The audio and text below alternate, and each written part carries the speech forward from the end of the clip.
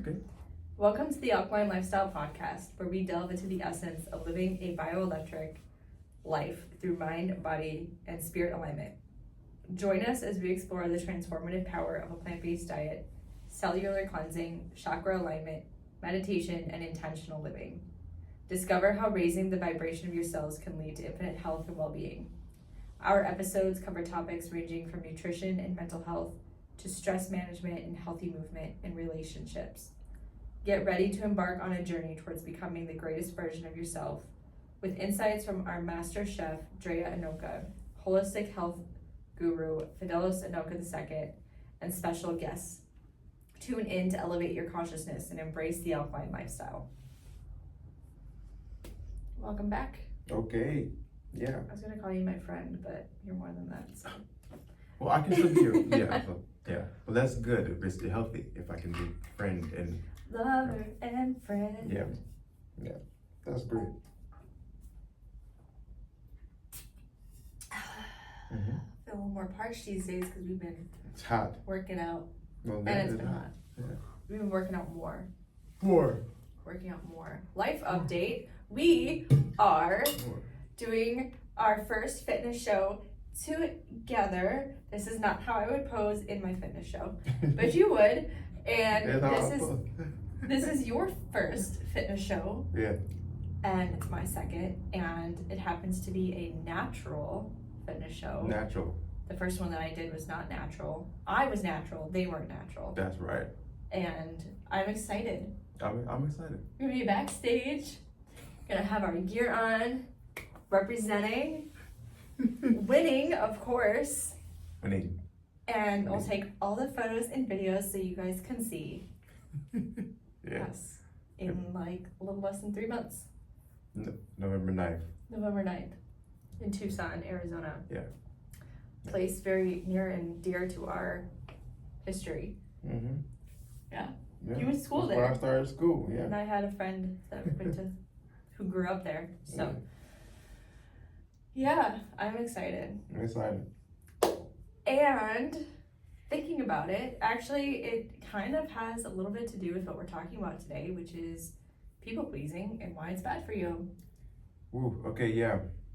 Yeah. And I remember my first fitness show you wanted me to do, and I did not want to do it, and I was people pleasing, and it ended up not really being great.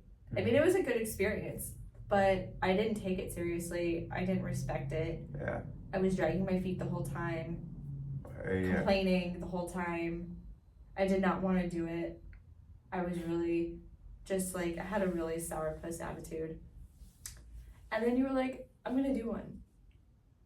Like a few months ago, he was like, I'm going to do one. This one that I did, it was a couple years ago. But then you were like, I'm going to do one. And I'm like, I want to do one too with you. Clearly, I have a different attitude towards it. I'm not people pleasing. I'm doing it because I genuinely want to do it. Yeah. Because actually, for me, it has pushed me to be more consistent and respectful of like training my body, which I wasn't, and it was causing my body to really take a toll health-wise. And like I was eating well and everything, but I wasn't really having the discipline with food, nor was I having the discipline with moving my body. And so I was putting on weight and like having a hard time losing the weight. And now we've been a few weeks in. I mean, before we started actually training as hard as we are now, we were still training at home, and we had some really great equipment that we still use in our training, but we've just kind of upped the ante a little bit. And that's been such a really helpful part of my transformation. Well, I mean, it's good. You change your attitude towards the work, and then the work changes. It doesn't become work. It's almost like it becomes not even a necessity, but it becomes a fun thing for you to engage in. That's why I think it's great. So I think it's great. I don't think anybody should please somebody else to make themselves. I traditionally say people should do shows and achieve goals for them. Yeah. It's not, it doesn't do anything for the person on the outside, but it doesn't do for you. So I'm a big person on not quitting something that can help you. So that's why I pushed so hard for you to say, try something new and go for the finish line. Yeah. You know, but put everything that you got into it. You're gonna live with regret for not doing that. Yeah. So, yeah, that's a big thing. Yeah. Mm-hmm. Okay, well, let's dive into people pleasing. Okay. And I have very intimate experience with this. You do too. We all do. Everybody does. Mm-hmm. But why is people pleasing not good for you? Or it could be good for you in like seeing the other side of it. However you want to flip the coin. So, first let's start. Why is people pleasing bad for you? Because you're not listening to the creator's voice inside your head. You're listening to somebody else's voice. And it's not saying that everything that comes, first of all, I have this thing about looking at the self, because I'm not disconnected from anything. So everything is everyone and everything. But still, if I'm not listening to my own voice, ever, if I never hear my own instruction from my own higher mind self, tell me what to do to get to my higher mind place, I'm gonna be in the wrong, meaning I'm gonna be hurting my heart, attacking my own heart, because I don't love myself enough to hear myself speak. And I think most people, I was talking to G about this like for a good hour, couple hours G's last his night. friend. G's like More like a brother, my brother, yeah, he's my brother. And we talk about the same things, but not like, we always get to like an answer. And the answer that we came up with was, you must not love yourself enough to change the patterns that are keeping you from being the person that you want to be. And that's where it says the people pleasing thing goes to, you're going from everything on the outside and saying yes to everything on the outside, but you're not saying yes to what's on the inside. And then you're gonna be torn apart. You're gonna rip yourself into pieces. Yeah. You know, you're just gonna be miserable. And, Yeah. you know, that's what we came to. But when you look at it, I think that's everybody's story. They don't love themselves enough to say, this is right. Your higher mind gave you a plan because it came through you to write that plan down. And you don't want to stop what you're doing to implement that plan because you keep seeking guidance from the outside, or somebody has this idea that, or maybe it's or maybe it's supposed to be this way, or maybe it's supposed, and it's like, why don't you just sit down and look at yourself and say, it's supposed to be this way, and stay locked in to the end result and do what you're supposed to do. I think it's just almost impossible for people sometimes. Yeah. Well, yeah, and you think about, you know, as children, that was how we navigated our world, was by getting approval or confirmation from adults, because that was teaching us what's right or wrong, right? Like, we're sponges, and we're in this world, and we're soaking in all the information we can, stuff. And subconsciously we're picking up on everything. And the fastest way for us to learn is by example. And so, you know, if we get praise for something that we did right, we want more of that, because that tells us that we're good, but you know, what we tend to associate with that. And what I've been learning, actually, and I'm so grateful that I have clients who have youngsters and are, you know, showing me just a different way, where one is actually very much about letting the child figure out what's right or wrong. Yeah. And the parents still guide them. Like, they do a phenomenal job. And I'm like, if I was raised in this household, things would have been very different. But, and then the other client, it's a little bit more about like, I'm the authority, you listen to me. And that's the way I was raised. And that's the way a lot of people were raised. And so because of that, a lot of us are by default people pleasers, where we want to please so that there can be some sort of what we think is going to be harmony. Yeah. And it's actually disharmony. Yeah.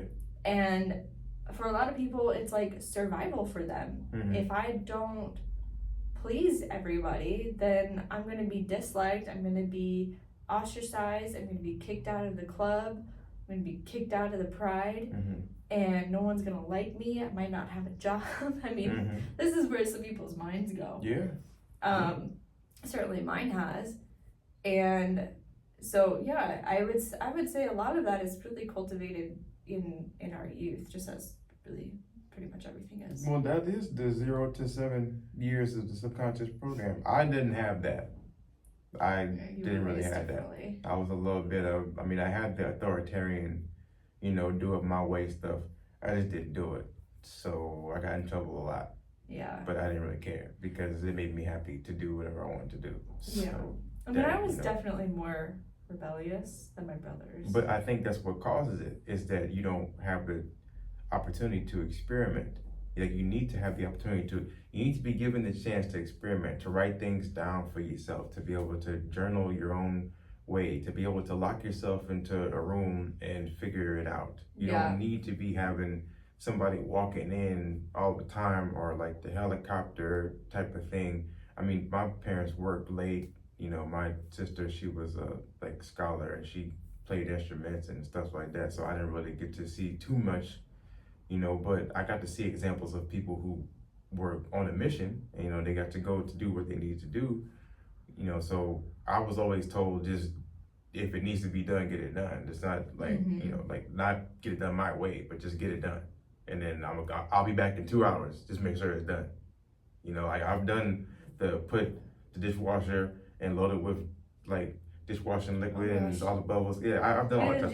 Yeah, I've done, but I was trying to just get it done. I didn't know how I was supposed to it said soap, I don't know. But that's where people, I think, I got in trouble, but not too much, because I was just trying to follow directions. It's like the cardinal rule of having a dishwasher. Yeah, I didn't know that. Not to I know that. hand soap or dish soap into the dishwasher. I saw soap. I said soap. I was like, clean stuff with soap. Bam. Didn't work. But that's okay. But that's what I'm saying. I got to experiment. I wasn't held down for being able to experiment. You know, I ran away in the grocery store to go play. My mom always knew where I was at, though. Or they would call me on the loudspeaker, so I feel like a star. Because it'd be like, you gotta come to the front store, be like, oh yeah, okay. I'm like, it's like, but that was just me, though. Some people don't look at it like that. I look at it. But again, it's from 0 to 7, you get programmed subconsciously. So if you're a child following your parents or following these people, you really start to see that by example, everyone's like a sheep. And then you don't really recognize it until you get older, and you're like, man, I'm becoming a sheep too. I gotta stop this. Yeah. But yeah. So then, how do you know if you're people pleasing? Your heart hurts. That's the easiest thing for me to do. But your heart, your heart hurts. Your chest starts to hurt. It's telling you no. It's screaming. I think the problem that people don't do is they don't hear it's screaming inside of you. And your heart is hurting and it's screaming inside your head. No, don't go that way. Don't do this thing. And it's like, what it's saying. That's what me and you talking about yesterday. We were like, man, the voice gets louder as you get cleaner. It just gets louder. If you start to get purified and cleanse your cells and do the things that you're supposed to do, just change your lifestyle, get lighter, the voice becomes louder. And it's like, you better do what it say to do. Because if you don't do what it says to do, man, you're not gonna be able to sleep at night with yourself. Yeah. That's how I know I'm people pleasing. I can't sleep. Yeah. There's several symptoms that come up for me. Speech. We were just talking about that. Yeah. How you speak. Yeah. Are you speaking very conservatively, or not really speaking at all? Mm-hmm. Are you over speaking? How's your pitch when you speak? Is it relaxed and boisterous, or is it kind of restricted? Timid. Timid. Mm-hmm. And then as a sidebar of that, I used to have TMJ issues really bad, and I know that I'm people pleasing, or I'm not saying what I want to say when my jaw gets tight or tense, or if the next morning after sleeping that my jaw hurts or my teeth hurt, that's a good sign for me. And gut issues.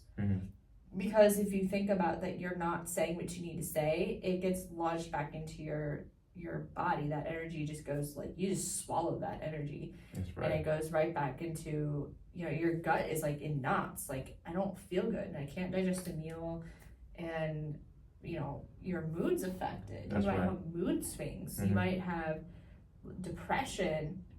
Anxiety is a big one. I think anxiety is honestly probably one of the biggest ones, is because you're in this people-pleasing mode of trying to dictate and anticipate the future. You're not even being present in the present. That's right. So you're not even listening to how you're feeling, how, you know, what your heart is saying, what the inner guidance is saying, and you're just talking over it. That's right. What else? Lack of sleep. Yeah. You try to go to bed at 9 o'clock. You wind up falling asleep at 2 o'clock, and you gotta get up at 5.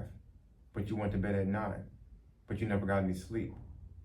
And it makes all the sense, because if you're sitting in a place inside your mind, you don't even know the person on the outside is thinking about. That's the other part that I think is really silly about the whole thing of people, like pleasing people on the outside of you. You don't even know what they're thinking. You're just making it up. You're making it up. You're telling a story that is obviously not true. So the majority of what people think is going to happen don't even happen anyway. So it's like a waste of time and a waste of your energy. So you're draining yourself the entire time, and you keep yourself up so much. And it's actually really sad that you lose all the sleep and all the energy, because when you go to sleep, you're supposed to be communing with yourself. Yeah. You know, and it's like you forgot all about that time because you were so worried or preoccupied, you know, with a few dollars, right? Or somebody saying yes or no. Yeah. You know, or most entrepreneurs, they make an offer and then they're concerned that the person say yes or no. Who cares? Go to the next person. Yeah. You know, it's like, but you don't, you're holding on to the last thing. Yeah. But you're supposed to be moving on to the next thing. Yeah. You might also have nightmares, or you might, injuries, physical, like injuries, like. Yeah. You have, for example, this was fresh in my mind when I wrote this down, but so we were talking about physical injuries. So maybe your walking is your gait. Your gait when you walk is compromised. So over time, like if you've been people pleasing, right? And one of the examples that I've learned of people pleasing, probably the biggest example that I know, is pretending to be somebody day in and day out that you're not, because other people expect you to be that person. That's probably the main thing, is that you come from an environment where people know you as this person, and so you get immersed in a role that you don't really want to be in, because that allows you to not grow, because you have to please the people by showing up as the person whom they think you are every day, day in and day out. But what if you decide that you want to grow? Now they're going to hate your guts because you're not participating in their movie script the way that they had their role planned out for you. But it's not your job to do that. It's your job to go to play the role that the creator has given you to play. Yeah. And that's where you compromise yourself by saying, they're more important than the creator's role for me. Their role is more important than the creator's role for me. And then that's where you start to attack your heart. That's how I see it. Yeah, like 100%. And I like, think about it in relationship. You get a relationship, you have a partner. You may be married for years, 20, 30, 40 years. And this person is basically saying, you need to play this role like when I first met you on day one, which is stupid. So glad we're talking about this. You know, because, you know, if you're meeting a person, you know, we've been together for 11 years. If you're the same person in 2013, like I met you, today in 2024, then I did something wrong. Like this is not supposed to be how this is not working out the right way. You're supposed to be climbing a ladder, and I'm supposed to be climbing with you on another ladder or the same ladder, but I'm supposed to be climbing up, and you're supposed to be climbing up. And if we're not climbing up, there's a problem. Most people have this thing where they have one person who's the weakest link, and they're an anchor person, and then they don't say you're an anchor. They don't tell this person, hey, you're an anchor. you need to step yourself up and climb the ladder. They enable this person to stay as an anchor. And you can't do that because your job on this planet is to constantly be changing and growing. Yeah. And if you lose that, you're gonna die. Either you're growing or you're dying. So you have to look at it from it's this way or it's this way. I'm growing or I'm dying.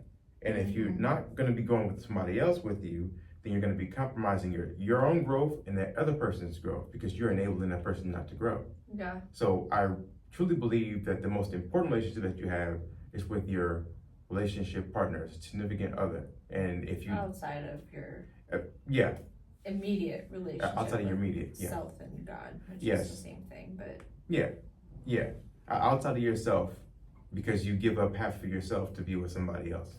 Yeah. So that person has a half of you, and if you're not holding a boundary that says make a commitment to growth, then you're really gonna be in for a really bad way, like a really bad, miserable life. Because I believe this, that if you are a high performer, you cannot be with or around a person that is mediocre or average. If you're a high performer, you can't subject yourself to entanglement with a person that's mediocre or average. It's not gonna work because those two frequencies do not match. Right. So you have to figure out a way, somebody has to change it. Somebody's gotta step up. If I'm an employee, I probably can't be with an entrepreneur. I won't understand them. And they won't understand me.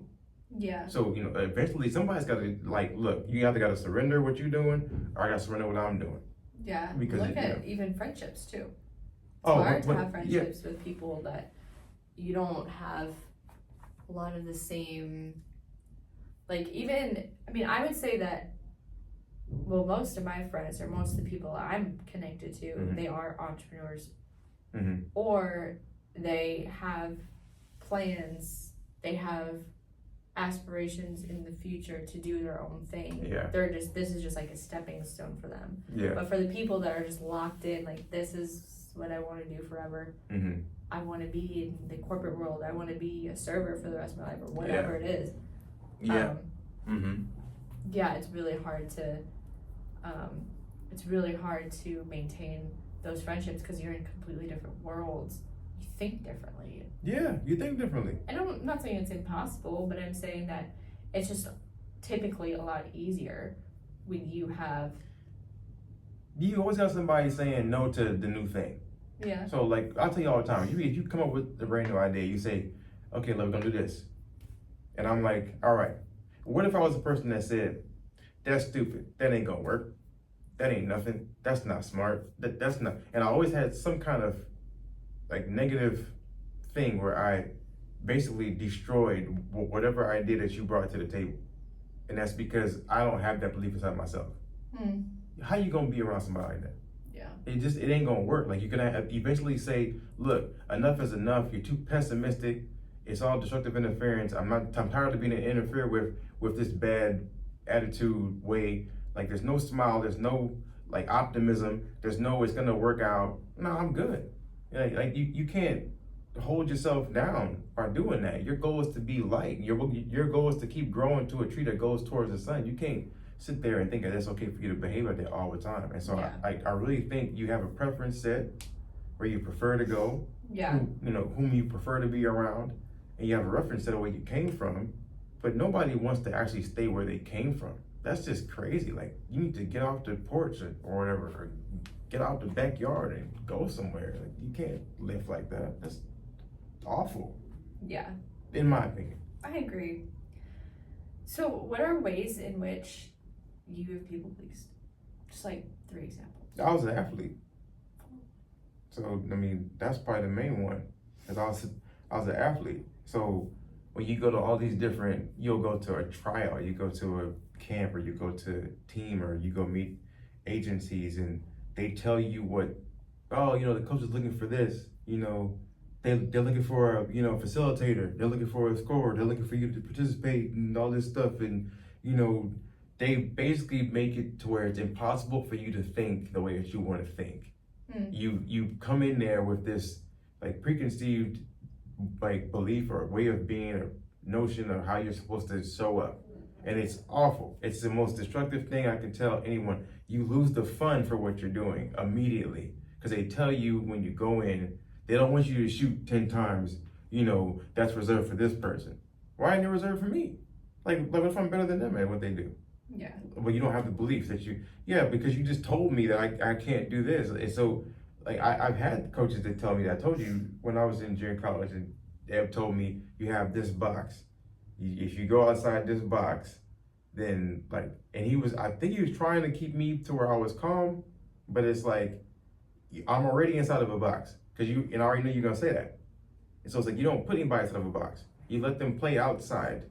They don't even create a box. Just let them go to do whatever they want to do. And so I remember I got to coach for the year when I was coaching. I was the assistant, and in a college basketball team. That was just the craziest experience because I was 30 years old. I was still playing, but I got to see just how to allow people to do things that they wanted to do. And I would go ask my athletes, like, what do y'all want to do? Like, what do you want to be? What do you want to be known as? How do you want to move? Like, how do you want to do these things? Let me help you get there. Not what's your limitation and why you can't go in advance. What do you want to change so we can go in advance? That's how I looked at it. I think too many people look at it as you don't fit in what my idea of success is, so you can't do that. That's hard.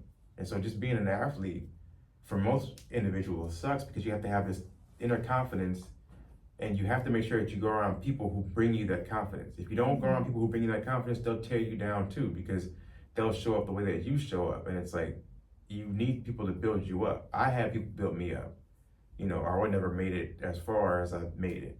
And it matters. I think that matters. Like when you go to school, teachers can be really limiting. I had this program where I got to go to think outside of normal. I didn't go to the first hour, second hour, third hour, stayed in the one room, and people came to teach us in our little gifted program. It was pretty cool.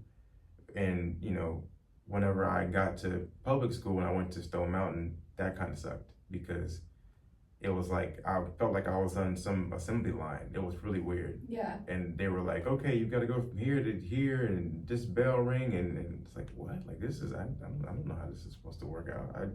I was so confused. It was actually really kind of scary. Like, y'all training for what I don't want to do. Mm. And that was like pleasing because you have to show up on time and you have to show up with this level of attitude. It was really weird. That's probably where I think people really have a detriment when they go to class, when they go to public school. Yeah. I remember when you went it was on your birthday, you went to the academy. IMG Academy. The IMG Academy, and they had you training. Yeah. I was so excited for you to go because I know you were so excited to go. Yeah. But then you told me the crap that they put you through training wise, like they wanted you to like break. Yeah, it was I'm like, kind of creepy. Yeah. That's crazy. terrible. You don't even train like that. Yeah. And like, what good was it gonna do for you? Like some of the stuff that they had him doing, I was just like, you gotta freaking be kidding me. Yeah. This is why athletes' bodies break early and quickly. And like you almost didn't have a choice. You get to this point where you're like, okay, I'm if here you to wanted try out. Like continue with your career. Correct. And then you're thinking, well, I have to make sure that I look good. They got the clipboards out, but I told you that day I was by myself. There was no other guards there. So it was all 7-footers that I was working out with for like the draft class. These guys are huge. And I'm not saying I'm not strong, but like the amount of weight that I had to pick up from right when you get there at 8 a.m., you're training this intense, heavy, you're going out to go pull these heavy sleds sideways in football fields, and then you come right back, and then I got to shoot again. I have an individual workout. I remember I told you I pulled my calf muscle at like noon, and I couldn't even touch the net, and it was really scary. And so, but you had to just suck it up and be like, well, it is what it is. I gotta keep doing this thing and pushing myself. Where you could seriously have injured yourself. Yeah. And you didn't say anything because they wouldn't have cared. I thought I tore my Achilles tendon, so that was where I was afraid. So I stayed in the training room for about 4 or 5 hours, and then I had a third individual workout where I had to go shoot, which is easy for me. So it wasn't hard for me because I can stay stationary. But I remember just that day, and then I remember when I had called, and then thankfully, I mean, my manager at the time, he was like, "Don't do that again. Like, if you got a problem, you call me and tell me. Like, don't do that again. Like, if you're tired, if you're, you know, like struggling, just don't do that again. Don't break yourself in half because you're trying to prove something. Don't do that again." I'm Don't so do glad that you had him. Yeah, in your corner. Like you're not gonna do that to yourself. This is not how this works. I didn't know. I thought I had to just say yes to everything. Yeah. And that was, again, when you're trying to go get a job or you're trying to go to do something, you're thinking that you have to say yes to everything. Mm-hmm. And that's where I think it, you know, everyone's had that opportunity to do that in their lifetime, but just not been a healthy thing for them. Yeah. I'm thinking about mine, and I did a lot of people pleasing. You showed me, like, in the way that I would even dress. Like, I would, people, you know, I would dress to people please. Mm-hmm. So I'm just figuring out what I actually like and how I like to dress. But something that actually, the thing that's coming up the most for me, for an example, when I people pleased, it actually came up for me the other day, so I guess it's been on my mind lately, was, if you remember when I was working in corporate, I won't name the company, and they had multiple names while I was there, so it wouldn't matter anyway what I named it, because it was so many different entities and so many different ownerships. But I remember I was an account manager for this company, and I don't remember how many of the top, I think between the 3 or 4 of us, we shared the top 200 customers or something like that, top 100 or 200 customers. And I literally had the number 1 or 2 customers, our largest account. And this was in the trucking industry. And I remember I went out to do a visit to the company in Tennessee. I'm living in Phoenix, Arizona at the time. I told you. And I fly out I was afraid to go by myself. I was so anxious. I was anxious the entire time I ever worked for this company. I only did it because it pleased my mom. And I remember I went out on this trip to go meet the client, and this guy from the office, he accompanied me. He was in some other division, but he's like had experience with this, so we're like, okay, we'll go together. He's older than I am. He's actually from the same state that I was born in, Iowa. And we went out together. We went out to dinner with the client. And I mean, these are some southern folks, right? So you gotta have your good manners on up until alcohol comes in at dinner time, and then everybody lets loose. But I remember like feeling so uncomfortable at the dinner because I'm the only one not drinking. I'm also the only one eating plants, so I'm just the oddball out. And I remember like the wife of the owner of the company, and these are like mega millionaires, and she's talking about some scenario back when she was younger, and it was just uncomfortable for me at the time. Whatever it was she was talking about her period, and I guess in that scenario I thought it was uncomfortable. I guess in hindsight, like, I don't really care about that. But what was the most uncomfortable for me was the second day. We are in like this seminar that they're hosting for all the truck drivers. The owner of this company is a big fat white man. And there's some, African Americans in this room. Actually, one of his employees is an African American woman. There are a few other nationalities in there, but it's mostly white. And the owner is saying some pretty gnarly things about the African Americans in the room. And he was being like joking about it, but I read through the energy. and I was so uncomfortable. I was like, if the tables were turned, you know, white people would be in an absolute uproar of what was going on. I think it was absolutely tacky. Mm-hmm. So when I came back to the office, people asked me how my time went, because some of the people actually on an old team that I was on, they warned me of experiences that they had out there in Tennessee with this client.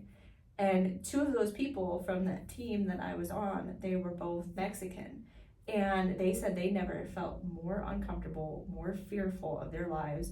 And one of those guys, he lived in Maryville, Arizona, which was like high crime. And he grew up there. So he was like really, really actually afraid of for his life when he was out there visiting this, for it was like some seminar or something that they were out there for years ago. And I remember telling them, like, yeah, so this happened and this happened. They were like, what the hell? Like, that's not okay. Did you say anything to the VP? And I was like, no, you know, I was just gonna kind of just leave it. And they were like, you should say something. So the VP, her daughter and I were actually friends and on the same team. So I told her what happened. And she was like, you need to tell Kathy, my mom, her mom, not my mom, her mom, which was the VP over all of us. And so I ended up saying something to her, or actually maybe said something to my manager, and then he said something to her. And then the three of us, my manager, the guy that was out there with me, and myself, went to meet with the VP. And the guy, I think his name was Jeremy or something like that. We'll say Jeremy, just for Jeremy sake of story. And he was so confused. He was like, I don't understand why we're all called into this room. I thought everything was fine, whatever. And so the VP is asking us questions about, you know, everything that happened. Like, did you ever feel like there was anything, you know, alarming or inappropriate or racist that occurred? And he was like, no. Like, he was telling his side of the story. I told my side of the story. And I was like, I'm very uncomfortable. The VP's daughter was actually half African American. I actually think she's half Nigerian. But, and then I'm in a relationship with you. We're dating at the time. And I was like, I'm really uncomfortable. And so she had asked my manager, because I brought up some of the things that I was told by the team and my manager about their experiences historically going out there. And so he brought up like his, you know, things that were uncomfortable for him, whatever. And so basically Kathy's looking for like something concrete that said there was racism going on. And it's like, how do you express the energy? Yeah. The thing that can't be seen, but it can be felt. Yeah. Right? And so she's going off of like what was said, what can be seen, whatever. You know, did somebody hit somebody? Did somebody call somebody the N-word? Like something like that. That's what she was looking for. And so she was so pissed at me for ringing the alarm on this situation, because she was like, you could literally have this man destroyed. Like, this man's like sitting on a gold mine. And you could literally have everything taken from him just because of what you claimed happened. And I'm like, you know, so I digress. I people pleased in this situation where I was like, okay, you know, I'm sorry, whatever. But I knew in my heart that I was correct. I knew that what I felt was accurate. And so for me, it was like, shit, I just said whatever would make her happy and less mad at me. Yeah. Instead of saying the right thing and doing the right thing. Yeah. And even if it put my job on the line. Shut the whole thing down. Yeah. I could have been fired, and you ended up leaving a couple months later anyways. Yeah. But the thing was like, I was like, you know, I cowered in that moment, and that has come up for me over the last couple of days, actually, thinking about it. So I'm going through this rose dieta, and talking, and it's the current topic or the current work at the moment is on your sovereignty, and when you gave away your sovereignty, and that's a time for me when I gave away my sovereignty, and I was people pleasing. There's plenty of times, when things that my best friend at the time before I moved to Stone Mountain had passed on. That was my best friend. What was his name? Cardell, and he passed on the basketball court. I remember my mom flies me out there. I get all this stuff, and then they have this whole thing for him, this like candlelight thing, and I never got up to speak. Mm-hmm. And now, mind you, I just finished traveling, so I just got out from the plane and came in, but I had the opportunity to go up and speak. I never got up to go up and speak. And this is a person that I'm talking about walked with me for hours and hours. Anything crazy that I would get up to go do, he was right next to me, and he was just such a wonderful person, and he inspired me so much, and I never got up to go speak for him. And so I always remember those times, when I get the opportunity to go say something, because I remember the next time when my grandmother or my mom's mom had passed on, they basically flew me out. I had to fly out to go meet.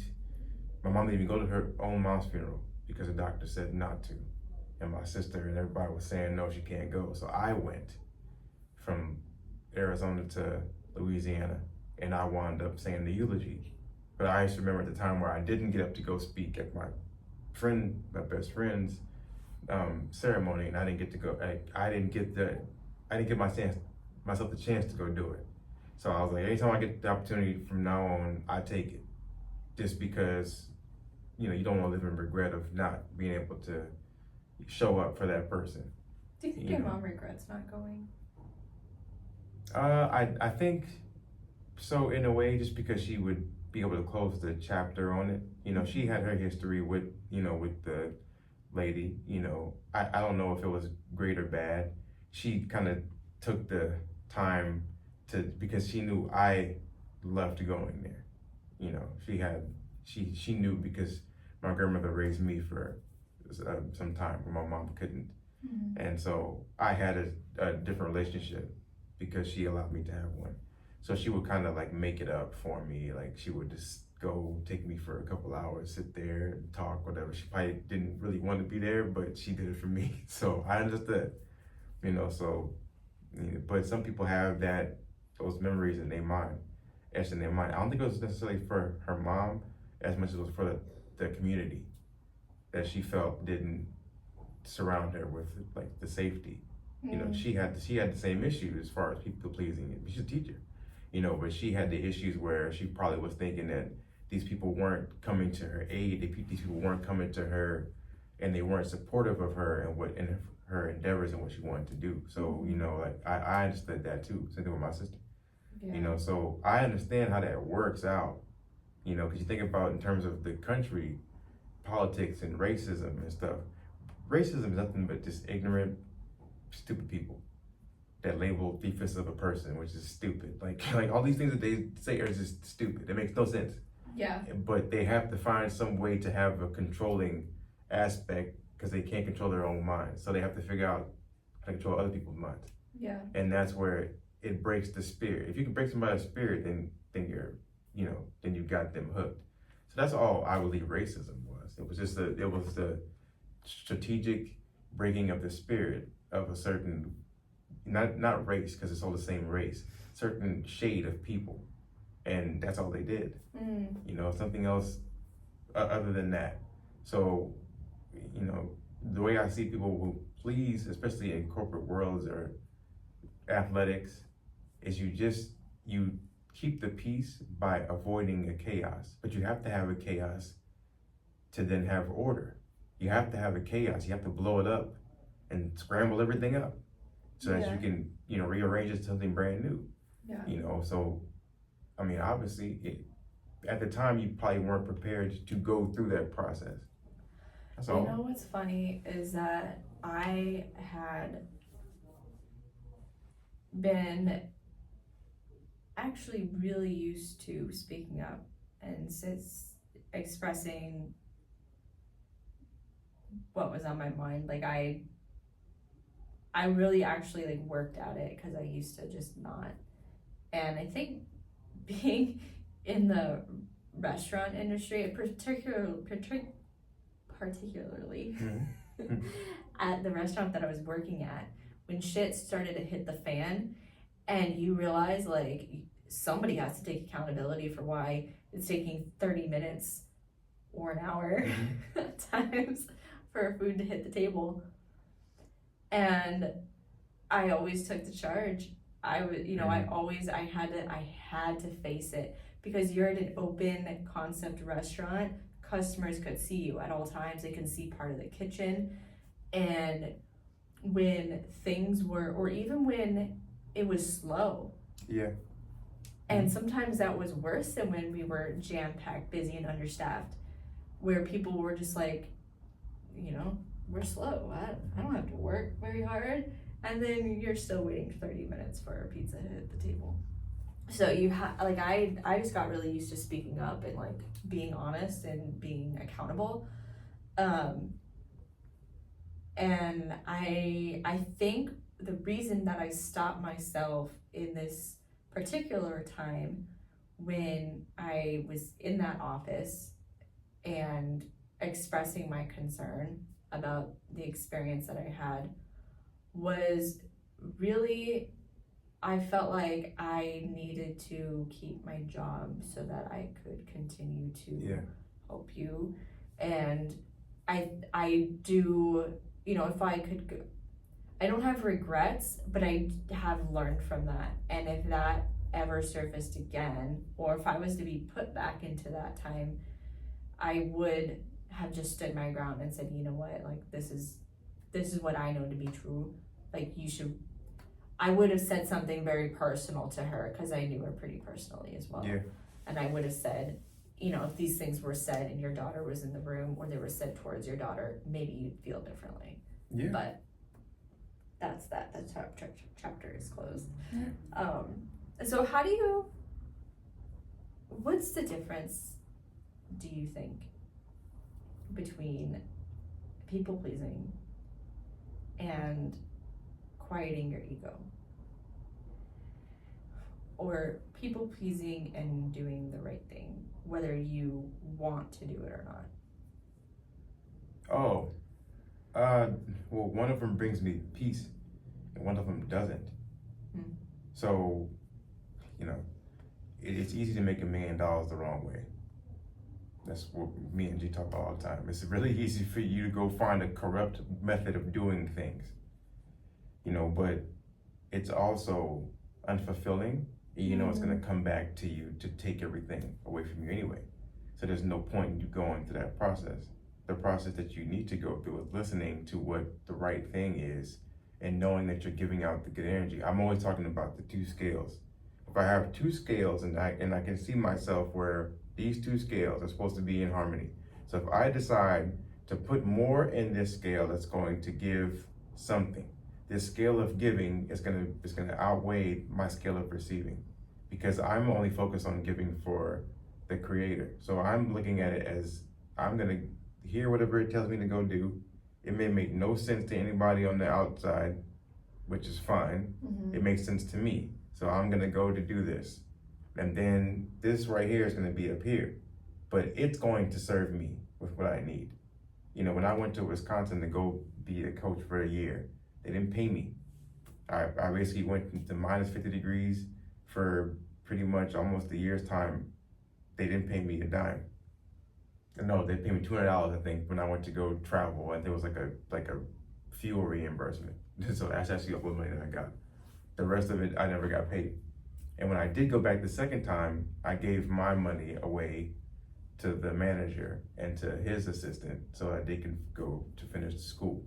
I didn't want anything from, and because all I knew was you can serve the people and then you're gonna get served. It may not make any sense to anybody. My mom hated it. I know you hated it. My sister thought I was stupid. My dad said you shouldn't even think to go be a coach because that's not a good business anything. I was like, okay, look, I don't want to hear all that stuff. I'm doing it for me because, you know, so I think when I quieted all the outside, I knew that I was there to serve the community, And that was the right thing for me to do because they never seen anything like me there.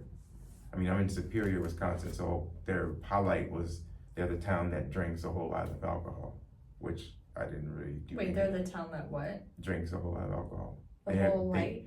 No, like a whole lot of alcohol. A whole lot. So they have like a sign when you walk, like when you drive in there, it's like a sign that talks about, it's like celebrating their alcoholism. It's the weirdest thing I've ever seen. I've never seen things like that, but I guess up north there's just like you drink and we did drink stupid a lot. I think it's awful. Okay, but again, that's me coming from where I come from. They like, well, it makes you warmer.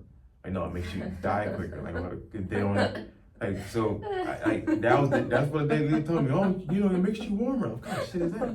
Like, you're gonna die. Well, like, how you doing? You just forget that you're cold. Yeah, like I think that's just. I'm like, y'all, no, you're still cold. Like you're still gonna die. Like you're still gonna get sick. I promise you. Yeah, you don't notice that you're cold. You're like, I'll just go butt naked through the snow. Yeah, it was crazy. I did that. Yeah, people did that, and they lost fingers and toes. They're like, who told you that shit was okay? I didn't do that part. I didn't lose any. No, good. Body parts, yeah. But I did. Yeah. I did do that. Yeah, but that I heard what I was supposed to do that was going to help, and you silence the critic. Mm-hmm. It's not gonna make sense, but energetically it's gonna make sense because I'm filling up the energy cup now. Yeah. So now in return it's going to bless me with something that I didn't have before, but you have to be able to have faith in that and doing the right thing. Yeah. So I think that's the hardest part for people is that's why you don't see people doing the right thing. You just don't. You see people lying all the time. Yeah. Because it's safety. Yeah. It's perceived safety. It's perceived as safety, even though that's the most catastrophic thing that you can do. That's catastrophic to your growth. It's not safe at all for you to lie. It's gonna come back to you. It's gonna make you unsafe. But people just don't look at it from that perspective. So if they can shift their perspective to doing the right thing, get you the right thing. That's the golden rule perspective. Yeah. Do unto others as you have them do unto you. You wouldn't lie to somebody else and say you want honesty. You're tired of hearing people complain about that type of stuff in a relationship. Oh, I wish I had a better partner today. You lied too. How you going? That's not a partner. You lying your ass off. It don't make no sense. It's funny because, and I used to at times be one of those people that was like, I just want you to tell me the truth. No, I don't really want you to tell me the truth. Yeah. Yeah.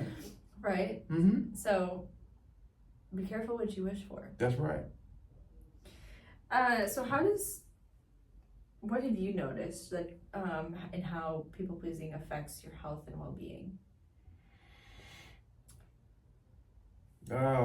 Well, the majority of heart disease and all of these issues that I see people suffering from, I believe it stems from an inability to tell themselves the truth. And whenever you begin a process of lying to yourself, you keep the process going, and you never actually surrender yourself to what the truth is, that you can do anything, that you can be anything, that you can have anything. And people don't silence the outside perspective, and then they get sick. And usually it's the first thing that they do is attack their own heart because they don't have any integrity with themselves. You're saying what you've done is enough, knowing it's not enough.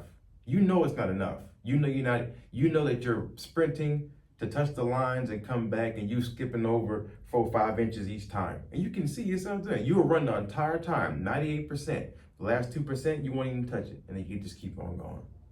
Why would you do that? It's almost like people have this thing of justifying why they can't give it their best. Mm-hmm. And that's a really awful thing that I've noticed. That's a really awful thing. So I think that's probably one of the main things that I've learned, that people attack their own hearts, and their body stiffens up. Yeah. Pain. Inflammation. Yeah.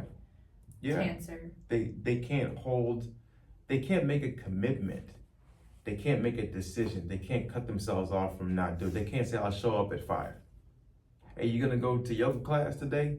Hey, you gonna go train? You're gonna go run the hills at 6? Hey, yeah, I'll be there. And then they just don't show up. And then they justify why they didn't show up. Yeah. It's sad. It's a really sad thing. And their mind gets jacked up, but their heart, you know, which is the first thing. I always see people's hearts are the first thing to go, and that's the biggest thing, is that unites the top with the bottom. It's the center line that unites the top and the bottom. And when your heart goes, you don't have anything. You know, that's a really sad thing. Yeah. When your heart goes. Because you can be brain dead. Yeah. That Sean, he tells us all the time about he was in a coma, resting peacefully, and he came back. They was gonna pull the cord on him, and he was like, "No, he came right back." But it was mainly because of the love that he had for himself. So self-love, that's a big thing. Yeah. You attack your own heart, and then you just get sick. Every autoimmune disease, it stems from diet and everything too, but you only choose those things to eat and alcohol to drink and things to smoke because you're not in alignment with yourself, because you're lying to yourself. So the lies and the loss of integrity cause you to go get fast food, and they cause you to go drink alcohol and drink wine, and they cause you to do all these things that hurt your process of growth. That's what I think. I think it all stems from you can't surrender yourself to living in the truth. You rather live in a lie. Yeah. I agree. Yeah. I saw a lot of people with cancer who were living in a people-pleasing, aka inauthentic way of living. Yeah. And so they were there. And like, some of them were like, why did this happen to me? I don't understand. And others were like, I know exactly why this happened to me. Yep. And it's because I was not living in alignment. Yeah. And now I get to live in alignment, and I'm so excited because I have my whole family on board. Yep. I think that's the other thing too, that you start to see people's families are also the reason why they stay broke, or the reason why they stay unhappy, or the reason why they stay single, because you're trying to please your family. Yeah. You know. Yeah. You think about it. I told you, people don't post the picture, right? Because they don't want their family to see. People don't post the, article or something. They don't want their family to see. Yeah. And it's like, so what? And sometimes, like, your family may not even be on, for example, like your social media. They may not even be following you, but you put them into every other person that is following you. Yeah. So then you do feel like, yeah, they're there. Yeah. So those are good examples. So how do you think that people pleasing affects relationships? Oh, it's awful. It's awful because most people will meet someone and then they'll be with this person that they thought was this person, but that person is just for a show from the outside. So they're gonna demand everything on the outside: purse, bag, car, house, whatever it is, high-paying job, money, whatever they need to go to the outside to get approval from the outside. And they forgot all about their approval from their own relationship that came from themselves to themselves. Yeah. They lost themselves, and then they went. We talked about the BBL stuff and all that, all the fake body stuff, which is crazy. I still to this day like don't cut me, don't touch me, don't do any of that stuff. Don't do any of that stuff. I can alter myself and all naturally by myself wherever I feel like it. I think that's where it comes down to. You lose yourself. You'll lose your relationship in an instant, just becoming some fake person. The faker you are on the inside, watch it show and express itself on the outside. And I think people have too many relationships like that right now. Yeah. It's awful and awful. No authenticity. That no one's can be expression. Yeah. You know what's interesting is I remember the article that came out that women who were getting off of birth control were couples whose like the woman was getting off birth control and the couples were breaking up or ending up in divorce because basically your chemistry is altered when you're on any medications and when you're eating a misaligned diet. So you have all these chemicals going on and you end up attracting somebody who is on the same wavelength, and they're attracted to those chemicals because their chemicals on the inside are not great either. So ultimately, you're both inauthentically attracting one another. I mean, I guess you could say at that time you're authentically attracting one another, But when you strip all of that away, you're not authentically you and he's not authentically him. And then when that's revealed, it's like, ooh, I don't think I picked the right person. Because we had all of these masks on and all this stuff going on that, you know, we had the camera filter on. I had the bodysuit that made me have abs. Exactly. I had the fake butt. I had the, gosh. And so when things get real, I mean, I for sure was not pure when I met you. I was 10 sheets to the wind. But boy, did we have some really tumultuous times in our relationship where we really got to see who one another really was. But I think we always also felt, you know, we could see the higher version of the person. When we saw one another for who we really were, because we were both pure and clean. Not clean like we were on like meth or anything like that, but we just cleaned up, you know, our diet. We cleaned up our insides based on our diet and lifestyle. And when we really got to the truth of who one another is, we got to know that, then we were able to start really building a relationship and decide, like, do we genuinely align? And I'm grateful for that. I believe that we do. But I think that people are, I just see so many women in these groups that complain about, you know, boyfriend issues or husband issues or fiance issues. And, you know, I think about how so many people are walking around that are medicated and on birth control or whatever, and they have all of these bags of garbage in their closet, and they're putting on this exterior, and they don't even know who they are. They're so far removed, they don't even know who they are. So how can you genuinely attract somebody who is genuinely who they are? You know, so that's how I see relationships being affected, is like, that's one way, but then relationships I see affected that for example, when I had my associate, when I started out chefing, and I was just looking for somebody who could be a mentor for me. I had never done that before, and I did not, and so what I realized was that, you know, like on the first call with her, you know, we had a little intro call just to get to know each other, and I'm telling her, like, you know, what I'm going after, what type of food I want to serve, you know, what I excel at, this is my thing. And her advice to me was, well, don't limit yourself to just that, so that you can basically get money. And I, like, to me, that should have been that was the first sign, but I didn't honor it. And I could feel it in my chest and like my upper body, and I was just like, ooh, I don't align with that. And I did speak up for myself, but, you know, I didn't disentangle myself from that relationship. I carried it on for how long? Half a year? A year? A year. And it was so hard to be around her. We had such opposing views on everything, mostly everything. And she was also living in a people-pleasing state. And she's had cancer like 2 or 3 times. And I realized, like, I'm not being authentic. I'm people-pleasing because she's giving me gigs, she's giving me advice, she's helped us out a lot in different capacities, and so I should just shut up and be grateful.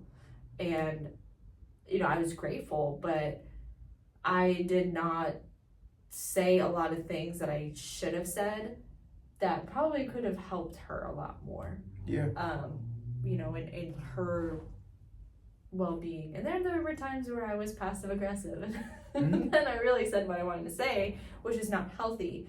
And so that's also what comes out that I see in relationships, is people pleasers tend to be very passive aggressive, and there comes a boiling point, and it's no wonder that there's all of these arguments and things.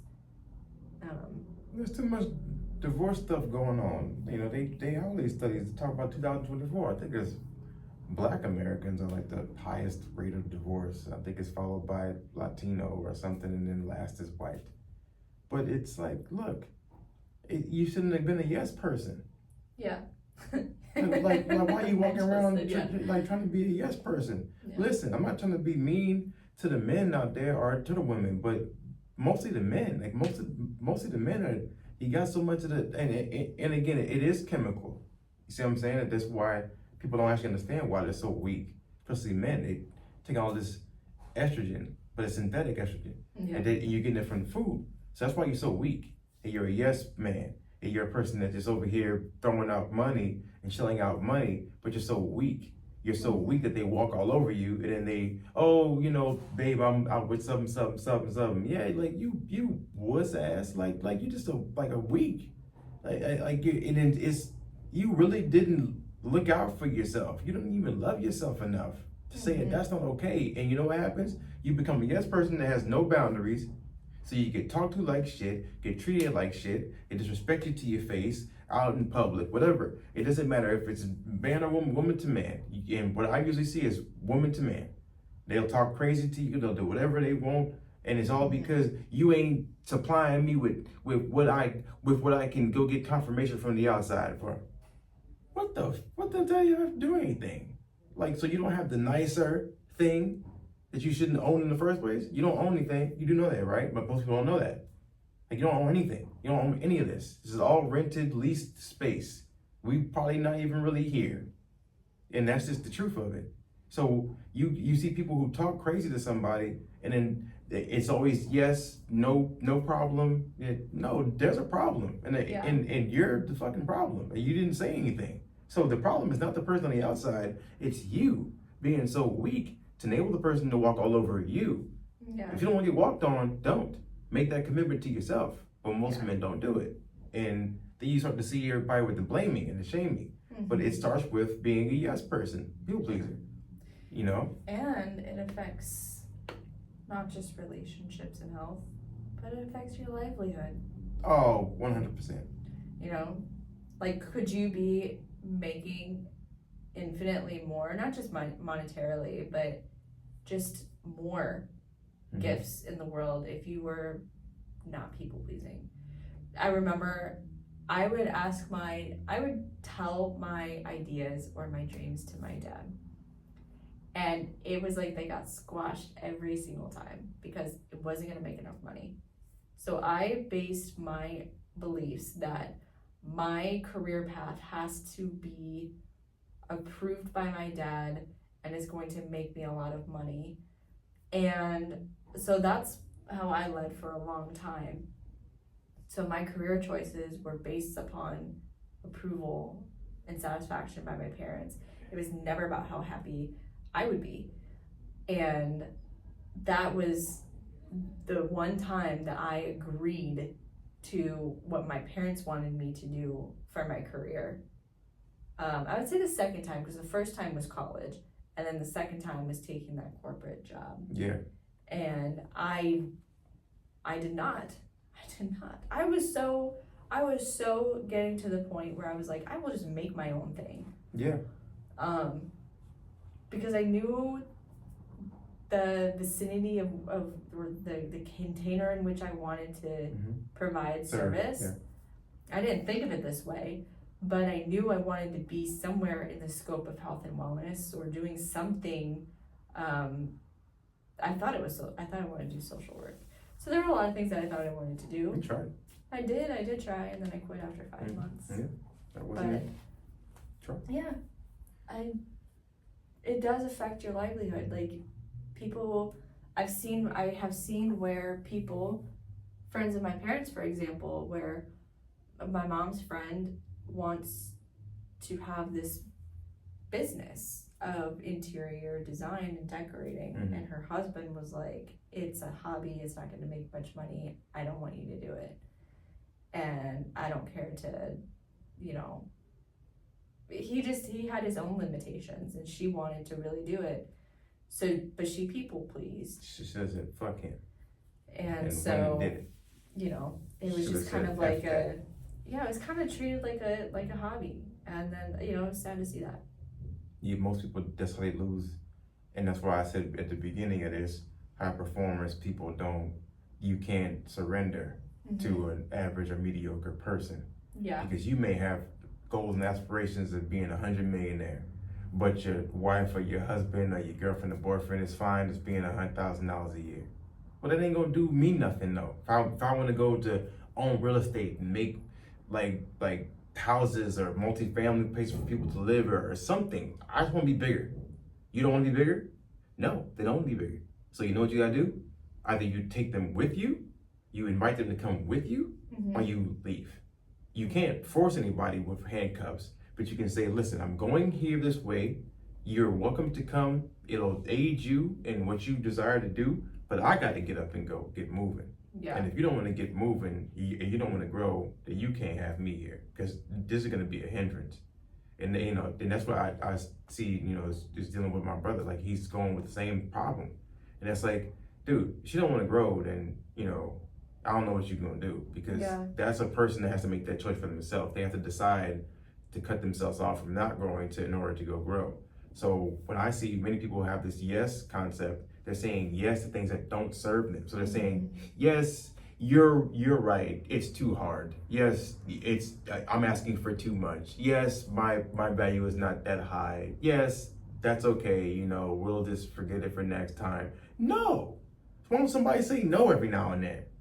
You know, say, like, use the N-O, not K-N-O-W, use the N-O. That's the best word for any negotiation possible, is no.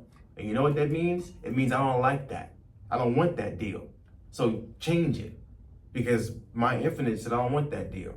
So no, my value's higher. I do not want to make meat at your retreat. That's it. Yeah. I want to serve meat or whatever it is. I don't want to eat this. I don't want to. People do all the time in families. You literally go to a reunion. Somebody offers you some food. How many times have people done that, where you don't even eat that food, but you're gonna say yes because you want to please the family or make sure that the family thinks that I don't care. Don't serve me no fish and no chicken. You must be crazy. I don't want that. Thank you though. I'll give it to my dogs. I'll take it with me and I'll feed Onyx and Jade. Y'all want some chicken? Because I ain't eating that shit. But thank you for the gesture. But it ain't going down to me. You know, and I don't have no problem with that. I think people have a problem with that too. You know, it's like so honorable. You got so much honor, but it's not good to be humble. It's not. In my opinion, it's not good to be humble. Be humble to the Creator only, but do not you have to respect any person, a human being on this planet, because you do not. They need to show you why. And you need to have boundaries set. And I think people just don't have boundaries set. That's how it affects your money, because people will say, I want this deal. We went through the whole scam thing that we went through for years, two years. Yeah. And it was all because me was too weak at the time to say 200 million is just fine. Hold on. What? Back it up, buddy. Yeah. I wanted that deal. No, and I but I'm saying it was me. That. What? I just said it was me. I'm saying that was me. So I decided not to do it. It was me. I called. I made the phone calls. I got the team set up. We were gonna get 10,000 in, so I can go get this whole annual report thing. I had the team with the accounts, everything going on. We were gonna go set the 3 places that we had. I think it was in Goleta, California. They had this beautiful little sanctuary with a farm and everything. And I'm the one that said no, because I thought everybody around was like, no, it's too much. And yes, that wasn't it. Huh? No, that wasn't it. What it was you had shown disinterest in they had a whole team that was going to help us. It was like a Kickstart program or something, and you weren't very thrilled about that because they would have had some kind of hands in the cookie jar kind of thing. Yeah. And so you weren't interested in that. Like, a lot of times you have to give up equity to do something big sometimes. And I didn't want to give up our control of our own stuff. I wanted to make sure we kept control of our own stuff, which at the end of the time, I did negotiate to where I could keep it. But ultimately, I still said no. And it was also because my mom convinced me about my sister. And I thought that the other offer where they were like, oh, you know, we're doctors, we can do all this stuff for your sister. And that's also why I made that choice that I made. Yeah. But it shouldn't have been about any of that. Like, Yeah. if she wanted to be a doctor, she could have done it on her own. She didn't need any help from me. And that was my fault. So I mean, I appreciate it, but no, like, I know what I did and the choice that I made and why I made it. So really, it comes down to how big do you want to be? Mm-hmm. And if somebody's going to agree to be big or agree to be small. Yeah. So you need to look at it from that perspective. Speaking yes or no, because it will affect your money, and it will affect your livelihood, and it will affect your happiness. Touche. So just have 2 questions here. I'm going to combine them together because we are Okay. wrapping up on time. But what stops you from living authentically, aka what keeps you people pleasing, and how do you get back to living authentically? It's fear, repetition of bad thought. That's what keeps anyone. Fear, and it's just not taking control of your own mind. So fear, and you cause the fear by not taking control of your own mind. And what stops it, literally, is just what I said, repetition. Taking control of your own mind stops it. Once you decide that you're not gonna do this thing that way anymore, you begin to program yourself. Stop letting everybody program you. So you no longer become the puppet itself, you become the puppet master of your own puppet, which is you. You don't let anybody in your real estate, which is inside your head. Yeah. But prior, everybody's got real estate inside your own head. They own all the land inside your own head. It's crazy. Get them out of there, get yourself back in there, and that changes everything, the whole landscape of everything. So you gotta meditate, you gotta sit there, record your affirmations, but you need to affirm who you are, so letting everybody else affirm who you are. Yeah, I think that's really the important first step, is getting to know who you are. Some people don't know, and I a lot of times didn't know. And then also is writing down the times. Maybe you write down, or maybe you just ask a question in your meditation, and that's your intention, of all the times that you have people pleased or lived inauthentically, and being aware of those, because then you can see the pattern. And then in order to break the pattern is just coming to the decision that, okay, I acknowledge that this is the way that I do this. So in order for me to get a different result and to live in alignment with myself and be authentic to me and not put people's happiness before my own, is just to make that agreement. Yeah. And practice doing it. Yeah. You know, like, and part of that practice is checking in with yourself in scenarios of like, okay, where do I feel this in my body? Yeah. And a lot of times it might be in your gut, in your solar plexus. It might be in your chest. You might feel like a tenseness. It could be in your throat or your mouth. It's like clenched. It could be a headache. It could be in your lower 2 energy centers. It can feel kind of tight and icky. Your energy overall, just like, are you more lethargic because you're not sleeping, and it's weighing heavy on you to, you know, carry on that burden that you're creating. You know, do you find yourself saying things that you don't really mean? Do you find yourself seeking like somebody's approval as your survival in the world? And I don't just mean like in some kind of like, but like, I guess an example would be, you've brought up your friend G and his situation, right? He doesn't say anything to the person about her, because it's like, I'd rather just avoid the difficult conversation. Yeah, she don't listen anyway, you know, it's my word. And we got into this, like, this situation together where we got an apartment together, we have these responsibilities. So that can be another reason that people stay in this people-pleasing place, is because it's like literally like a roof over your head kind of thing. I know I felt that way when I was living back with my parents at times, or living under somebody else's roof that I'm like, I have to please this person, otherwise I don't have anywhere to go. Yeah. Yeah. So doing things that bring like autonomy for yourself and confidence in yourself, then you're much less likely to be a person that tries to appease everybody. Mm-hmm. You do hard stuff. Do hard stuff, like train in the gym Not train in the gym. when you don't want to. You don't want to. Do what I want to today. I didn't want to yesterday. Do what you need to do. Do what you need to do. Not Always what you want to do. Not always what you want to do, but do what you need to do. What you need to do. Makes sense. Yeah. Good job. All right. That was a good one. That's good. I love these topics because everything is interconnected and we just bridge the connection. Mm-hmm.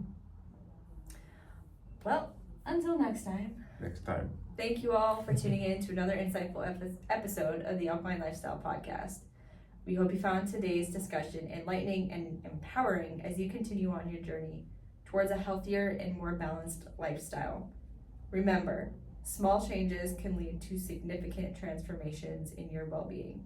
Stay tuned for more expert insights and practical tips on living the alkalign way. Good job. Great job. That's good.